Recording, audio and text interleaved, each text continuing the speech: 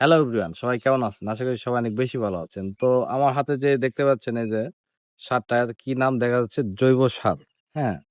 তো এই সারটা সম্পর্কে আমার কৃষক ভাইরা অনেকে জানেন, অনেকে জানেন না। তো আসলে এই সার আপনার ব্যবহারে কি উপকার আছে এবং আসলে আপনারা কতটুকু সাশ্রয়ী হতে পারবেন এটা সম্পর্কে আজকে এই ভিডিওতে বিস্তারিত বলব।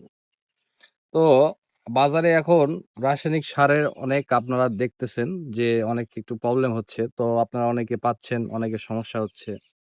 তো আমি বলব যে আপনারা রাসায়নিক সারের পরিমাণটা একটু কমিয়ে দিয়ে আসলে এই জৈব সারগুলো ব্যবহার করবেন। এগুলো আসলে প্রাকৃতিক এবং অর্গানিক পদ্ধতি দিয়ে সম্পূর্ণ তৈরি এবং পরিবেশ বান্ধব একটি সার। তো এটা আসলে একটা ফসলের এই যে ফসলগুলার অত্যন্ত কার্যকরী একটা মনে করেন খাদ্য। তো এই জিনিসটা যদি আপনারা ব্যবহার করেন, আমার হাতে এটা দেখতে পাচ্ছেন দিন জৈব সার। তো এরকম আরো বাজারে অনেক আরো ভালো মানেরও জৈব আছে। তো সেগুলো আপনারা ব্যবহার করতে পারেন। আমার এটা হাতে দেখতে পাচ্ছেন এটাও ব্যবহার করতে পারেন। এটা তো আপনার হাতে আছে ১ কেজি। হ্যাঁ, ১ বিঘাতে জমিতে কতটুক করে দিতে হবে এবং কি উপকার এটার? হ্যাঁ, প্রশ্নটি করার জন্য ধন্যবাদ। তো আসলে ১ বিঘা জমিতে এটা আসলে মানে ছোট সাইজ, এটা ১ কেজির প্যাকেট। তো আসলে এটির যে ৪০ কেজির যে বস্তাটা হয়, জি। এটা হচ্ছে আপনাদের এই জমিগুলোতে পার বিঘায় ১ বস্তা করে দিলে এটার রেজাল্ট আপনারা খুব ভালো পাবেন।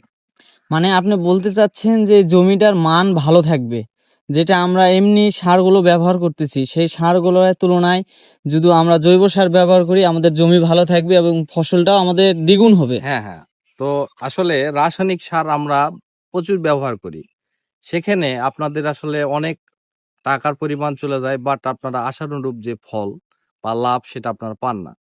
তো এটা যদি আপনারা ব্যবহার করেন এই জৈব সারগুলো, তাহলে কি হবে? আপনাদের টাকার আসলে পরিমাণটাও কমে আসবে, খরচটাও কমবে, ব্যয়ও কম হবে এবং সহজ কথায় লাভও বেশি হবে।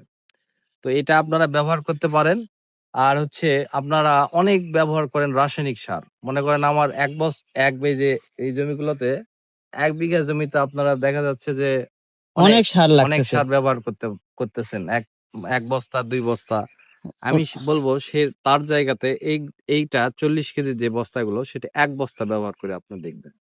মানে অনেক আপনি সুন্দর। চাচ্ছেন যে ১ম অবস্থায় যে আমি চেক করব ১ বিঘা জমিতে যদি আমি এমনি সারগুলো ব্যবহার করি আর ১ বিঘা যদি আমি জৈব সার ব্যবহার করি ১ বস্তায় কি রকম ফলাফল সেটাতেই প্রমাণ পাওয়া যাবে যে আসলে কোনটা বেশি উপকার। হ্যাঁ, আসলে আপনারা পরীক্ষা করে দেখবেন। আর আমার অনেক কৃষক ভাইরা আছেন যারা আসলে এই সম্পর্কে অবগত আছেন যে এটার রেজাল্ট সম্পর্কে এবং এটার যে কার্যাবলী সেটা সম্বন্ধে আপনারা তো এই যে জৈব সার সম্পর্কে যে আলোচনা করলাম আপনাদের সাথে, তো আসলে এটি একটি সম্পূর্ণ প্রাকৃতিক উপাদানের তৈরি এবং পরিবেশ বান্ধব। তা আমি বলব একবার হলেও আপনারা এটা ব্যবহার করবেন। অনেক সুন্দর রেজাল্ট। আর আপনাদের যে প্রাকৃতিক যে খাবারগুলো আছে এগুলো জমিতে ব্যবহার করবেন। যেমন কম্পোস্ট সার, বিভিন্ন রকমের আপনারা কম্পোস্ট সার বলেন, কেঁচো সার বলেন, আরো অনেক যে সারগুলো আছে প্রাকৃতিক, অর্গানিক, মানে আপনারা সেগুলো প্রাকৃতিক ব্যবহার করবেন। সারগুলা আমাদের জমিতে বেশি ফসল দিবে এবং উপকারিতা আছে। হ্যাঁ, হ্যাঁ। মূলত প্রশ্নটি করার জন্য ধন্যবাদ আসলে। আসলে প্রাকৃতিক খাদ্যের যে আসলে একটা গুণগত মান গুণগান সেটা আছে। অনেক ভালো। আর আপনারা হচ্ছে কি রাসায়নিক সার যদি বেশি ব্যবহার করেন, সেখানে আপনাদের ব্যয় বেশি হচ্ছে, আপনারা লাভবান কম হচ্ছেন। কিন্তু যেহেতু আপনার যেহেতু ধানের দাম এখন খুবই কম, হ্যাঁ, এখন যত আমরা এদিকে যদি সাশ্রয় করতে পারি জৈব সার ব্যবহার করে, সেক্ষেত্রে আমরা লাভবান হতে পারবো। না হলে যেরকম ধানের দাম এখন চলতেছে এই হিসাবে তো আমাদের যদি সার কিনে নিয়ে আসি বস্তায় বস্তায়, তো সেই অনুপাতে তো আমরা তো লাভবান হতে পারবো না। এখন আপনার কথার ভিত্তিকে যে এই শর্টকাট টাইমে আমাদের এই সময়ে তো জৈব সারটাই ব্যবহার করাটাই বেশি উত্তম হবে। হ্যাঁ। সঠিক বলছেন। আসলে জৈব সারের সম্পূর্ণটাই প্রাকৃতিক এবং অর্গানিক। এটা যদি আপনারা ব্যবহার করেন অনেক আপনারা লাভবান হবেন। তো আসলে আশা করি আমি সবকিছু বুঝাইতে পারছি। তো ধন্যবাদ সবাইকে ভিডিওটি দেখার জন্য। আর আমি বলব একবার হলেও এই জৈব সারগুলো আপনার জমিতে ব্যবহার করবেন। ধন্যবাদ সবাইকে।